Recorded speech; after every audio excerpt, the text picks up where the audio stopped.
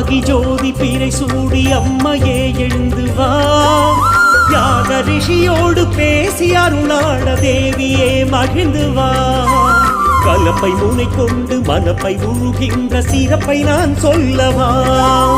மூக்க முகம் கொண்டு வார்க்கும் அருள் காட்டும் தீர்க்க சுமங்கல்யவா